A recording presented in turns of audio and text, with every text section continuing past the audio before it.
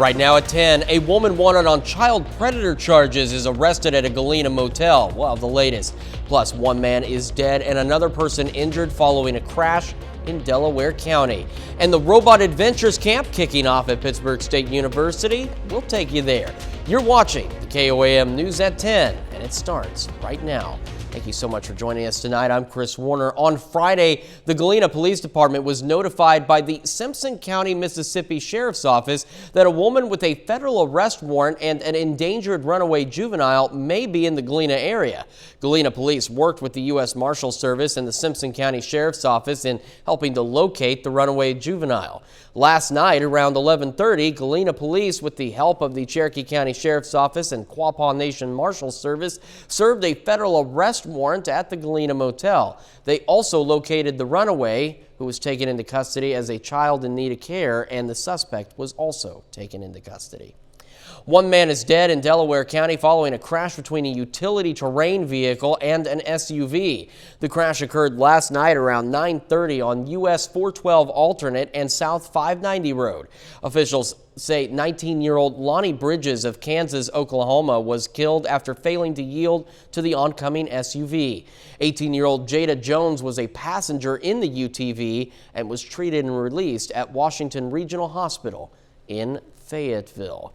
Temperatures still seemingly bearable compared to the last couple of weeks. Meteorologist Nick Kelly joins us. That's quite a difference due to the humidity, Chris. That can really make or break a summer day around here. For example, we started at 68 this morning, but the dry air in place allowed temperatures to warm up quickly to 94 degrees this afternoon. Back above our normal high of 90, but again, the lower humidity throughout the day made it still relatively okay for any outdoor plans. We had quiet skies throughout the course of the day. That's how it's going to stay as we go through the rest of the night. But to get the new work week started, look at what's making a return. The upper level ridge that's been trying to come back in from the west. I don't think it'll be centered right on top of the area for tomorrow. So I'm not expecting a big jump in the humidity. I'm not expecting an extremely hot day, but we'll all start mild with upper 60s to lower 70s to start Monday morning out. Quiet skies throughout the day, but a shifting southwest breeze will push us to 91 by noon, and most of us into the upper 90s. I'm thinking Joplin tomorrow, Chris, tops out at 97. We'll see how the rest of the week will unfold here in a bit. All right, Nick, thank you. Today kicked off the Adventures in Robotics Kids Camp at the Pitt State College of Technology. 10 area teachers have registered and will be receiving training over the newest Lego robotics system, Spike Prime. These 10 teachers will then be mentoring students all week during the Adventures in Robotics Kids Camp. The goal of the camp is to not only teach kids in robotics, but to have them learn teamwork, deductive reasoning, and communication through robotics. Oh, I'm super excited to learn how these systems actually work, because this is the newer system. The one that they've been using for the past almost 20 years no longer exists, so it's a brand new system. How it goes together, how you program it, how you translate that distance and time into a computer program and then put it in to make this little robot move, so many feet in such amount of time and then turn, is always very cool. And anytime I can learn something new myself is great, because then I can translate that to students. But also, again, I'm playing with Legos in the summer, so that'll be great. For an exclusive interview on the robotics camp with Professor Randy Windsor of Pitt State, you can check it out at our website, koamnewsnow.com. The Supreme Court's decision to strike down Roe v. Wade has reignited the nationwide debate over abortion and reproductive rights. As more states move to ban or restrict the procedure, abortion rights activists are calling on the White House to do something. Elise Preston reports. Demonstrators took to the streets again this weekend to demand a federal law guaranteeing the right to an abortion. We're demanding that the federal government do something to legalize abortion now. That waiting till November is not enough. Pro-abortion marches have become a frequent sight across the country in the wake of the June 24th Supreme Court ruling that overturned Roe v. Wade. I will stand here and fight, and I will stand here and raise my voice. A solution is accessible access to abortion nationwide. Your body, your choice. My body, my choice. On Friday, President Biden signed an executive order aimed at protecting women's abortion rights. It expands access to abortion medications, protects online privacy and access to contraception, provides legal help to patients and providers, and upholds the right to travel out of state to get an abortion. This morning in Delaware, the president said there's little else he can do. I don't have the authority to say that we're going to, state Roe v. Wade as the law of the land. Vice President Kamala Harris told Face the Nation that the issue of abortion will ultimately be decided by Congress. Because that branch of government is where we actually codify, which means put into law, the rights that, again, we took for granted. Republicans, like Virginia Governor Glenn Youngkin, say abortion laws should be left to the states. This is a moment for our country to have a discussion around this, and each state will decide something different. At least 10 states have enacted a near total ban on abortion. Nearly 24 more have taken steps to outlaw or severely restrict it. Elise Preston, CBS News, New York. The House is expected to vote on 2 abortion rights bills this week. And we take this time now to honor one of our many 4-state heroes. Private First Class Lonzo Myers served in the Army during World War II. His hometown, Pittsburgh.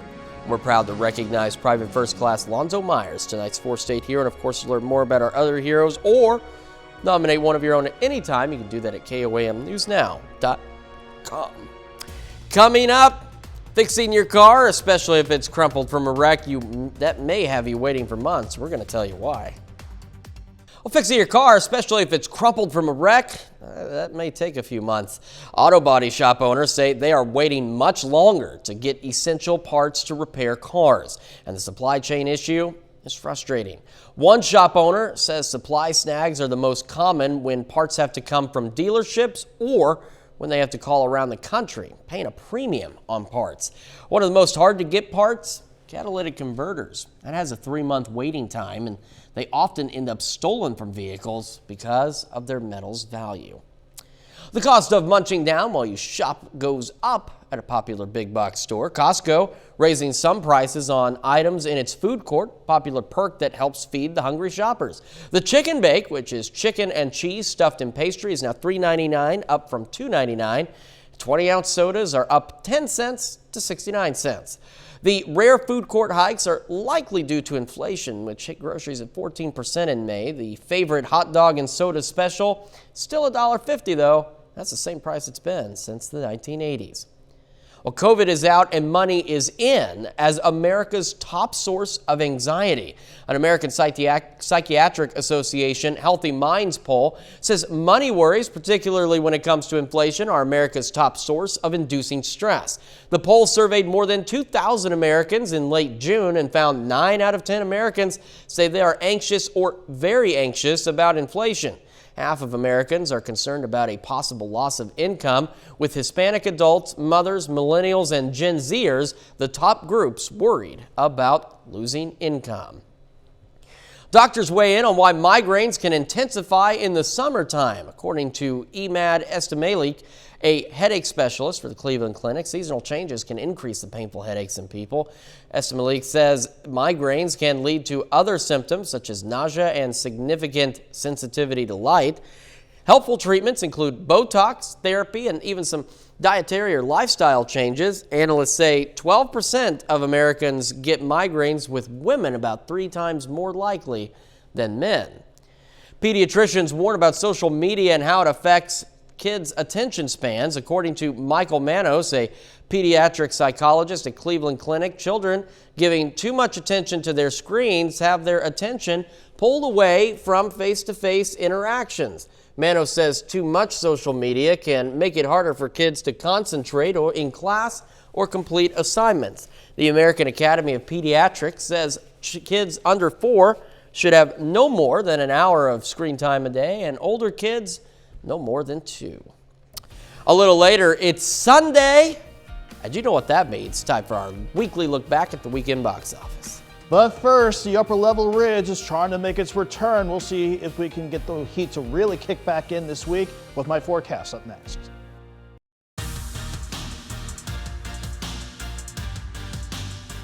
It was nice to keep things quiet as we wrapped up the weekend today with plenty of sunshine too, but with the dry air and that sunshine, we actually trended a bit warmer. If we take a look at the past 36 hours, you can see how we went from the upper 80s yesterday afternoon to the upper 60s this morning. That's because, again, dry air can really cool down fast once we get past the setting sun.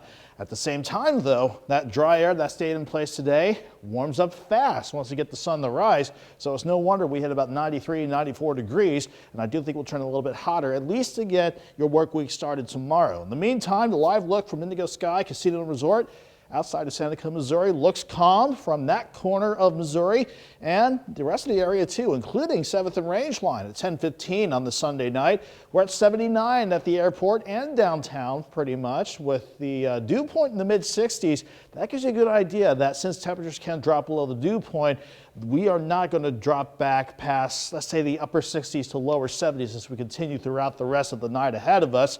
In fact, a lot of us are already starting to fall back into the 70s now. We have 75 at Stockton and Stockton Lake, a lot of spots in the mid to upper 70s, still a few spots still trying to hold on near 80. But again, we are going to see a chance to cool down tonight, but then another good chance to really heat up a bit tomorrow because that east breeze that we had today at 5 to 10 is now pushing out of the south and southeast. So that will certainly help temperatures, like it or not, trend back upward as we get the new work week started tomorrow.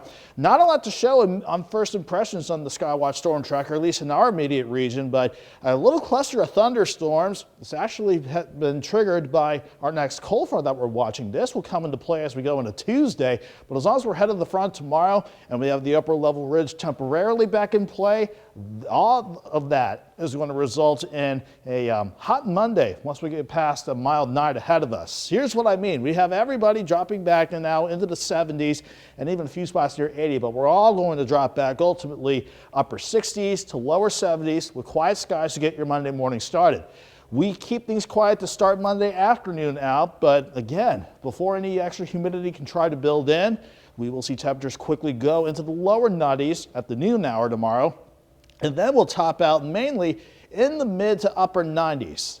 But 72 in the morning, 91 by noon, and a high of 97, even if we could see a little bit more in the way of partly to mostly sunny skies by the time we reach the end of tomorrow afternoon. But that little increase in the clouds hinting at that next cold front that will come on in from the northwest. While it keeps us quiet to start Monday night out, it could give some of our northeastern counties a slight chance to pick up on some thunderstorms during the overnight and before we hit sunrise Tuesday morning.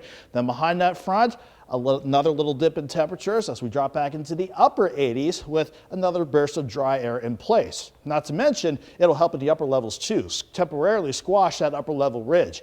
But plan on this building back in though as we go into Wednesday, Thursday, and even toward the coming weekend, even if we get a few chances of isolated storms for Saturday and Sunday with yet another front that we'll keep an eye on.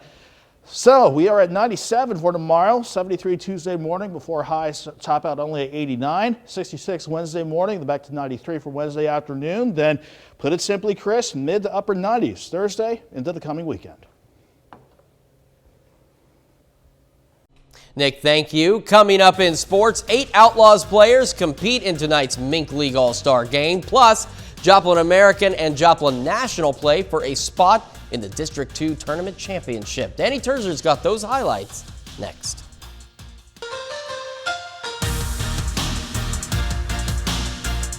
The Missouri Little League District 2 tournament continues today. Webb City won their semifinal game on Saturday and have earned a spot in the championship game on Monday. The other semifinal is this evening. It's Joplin American against Joplin National. Picking it up in the 6th, Odson Ledford smacks it far down the left field line. Ledford going all the way, rounds third and makes it home safely for an inside the park home run. The bottom half, Ethan Garrow gets a big hit out to the center field fence. Nolan Bronson scores to put Joplin American within 1. And then, with runners in scoring position, Rhett Perigo gets him out looking for the strikeout. And that's the ballgame. Joplin National hangs on to win 5-4. Today is the Mink League Home Run Derby and All-Star Game.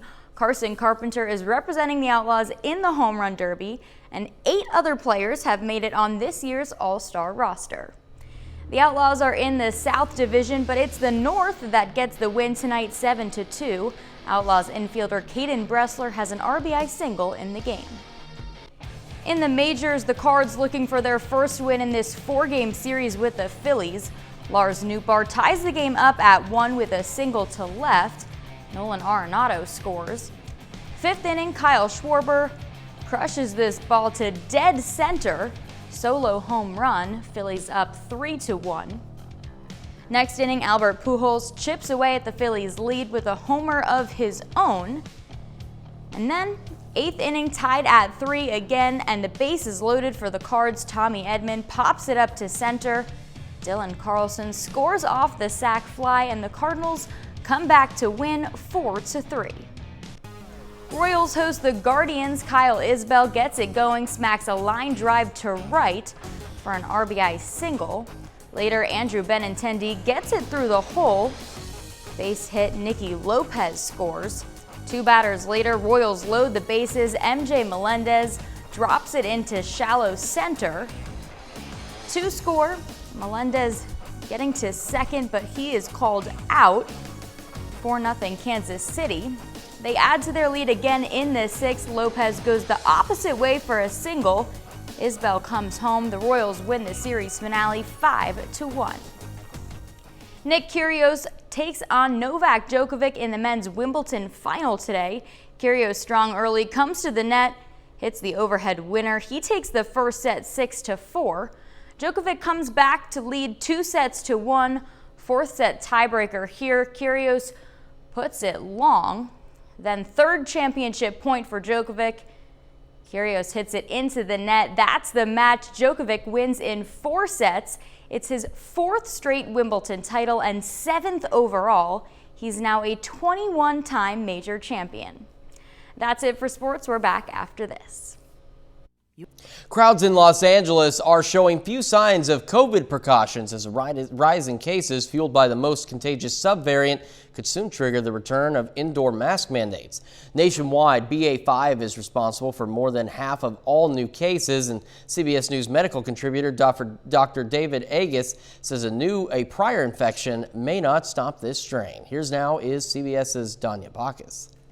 Crowds in Los Angeles are showing few signs of COVID precautions as a rise in cases, fueled by the most contagious subvariant, could soon trigger the return of indoor mask mandates. Nationwide, BA.5 is responsible for more than half of all new cases. CBS News medical contributor Dr. David Agus says a prior infection may not stop this strain. If you had Omicron a couple weeks ago, you can get reinfected now. Do you think that Americans are still taking this virus seriously? Americans have moved on from COVID-19, and the problem is COVID-19 hasn't moved on from America. Nearly 60% of the population is living in a high or medium COVID risk area, and that threat comes as summer travel hits pre-pandemic levels. We look at the numbers compared to a year ago. Where are we? In some aspects, we're much better. In some aspects, we're not. The hard part is we don't have good numbers. While there's less demand for vaccines, Moderna just had to throw away about 30 million doses. Dr. Agus says they are the best weapon against another deadly COVID wave. We're in a controllable situation now, and that's good. And that's partly because of these vaccines. We have to get better at our booster campaign. And that is very, very clear. And in certain circumstances, we may have to change our behavior by wearing masks and other things. Updated vaccines from Pfizer and Moderna are expected in October. Dr. Agus says we're going to need periodic booster shots to give us greater protection against future variants. Danya Bacchus, CBS News, Los Angeles. We're back right after this. Well, the latest movie featuring the mighty Thor brought the rainbow to the box office this weekend. How much did Thor, Love and Thunder plunder? Rick Damigella has the box office countdown. That's another plane, right? Jurassic World Dominion stomped its way to a 5th place finish with $8.4 million, bringing its domestic box office total to just over $350 million. Elvis played in 4th place on ticket sales of $11 million, while Top Gun Maverick dove into 3rd with $15.5 million. Minions: The Rise of Gru finished 2nd, making off with $45.6 million, bringing its domestic box office total to just over $210 million after 2 weekends in theaters. Thor: Love and Thunder hammered its way to a first-place win with an estimated $143 million. That figure, combined with international box office numbers, gives Love and Thunder a worldwide box office total of $302 million. In Hollywood, I'm Rick Damigella. It's always neat to see this every weekend because it's neat to see what movies are out there and how they're doing, because I still need to see Jurassic World Dominion, so yeah, I haven't had a chance to do that. It's going to feel like the Jurassic era almost when it comes to temperatures this week. Yeah, if it's a little too hot for you, maybe the movie theater with the AC is the place to be. Certainly with highs tomorrow pushing near 97. We're dry for the day and the humidity won't be too terribly high. I want to watch for slight rain chances Tuesday morning. That front will mainly knock us back near 89. And then 90s, thankfully just 90s for the rest of the stretch, Chris. All right, Nick, thank you. It's our time for now. We'll see you back here next time, and thanks for making us part of your night.